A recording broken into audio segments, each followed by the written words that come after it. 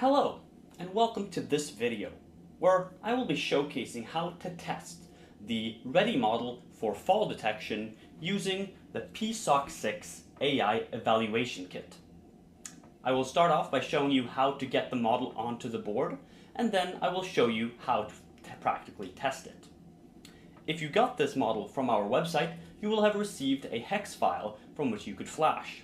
In the bottom right here, you can see I have Modus Toolbox Programmer opened.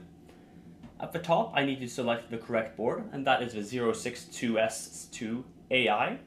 And then going into Files, I navigate through my directory in order to find the model for fall detection.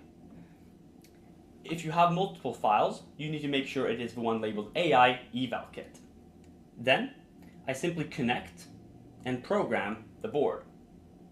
In order to confirm that this has happened, I can open up a serial terminal. In this case, I'm using TerraTerm, creating a new connection to the right COM port, and see that a confirmation message has been printed.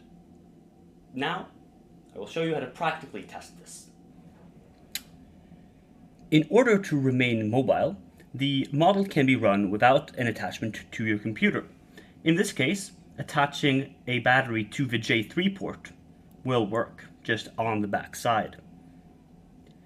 A red LED in the bottom right indicates that the model is currently running and waiting for a fall, and when a fall is detected, LED 2 in the middle of the board will light up red for approximately 10 seconds. The correct orientation upon your arm is as such, with the USB-C ports pointing inwards towards you. And I will be just attaching this simply with 2 bits of tape. And I am now ready to perform the fall. I can do so either statically by just folding or in motion. I have optional padding here for my comfort. I will begin by a motion fall. It is also important to lie still for approximately 10 seconds after the fall. This is in order to reduce the number of false positives.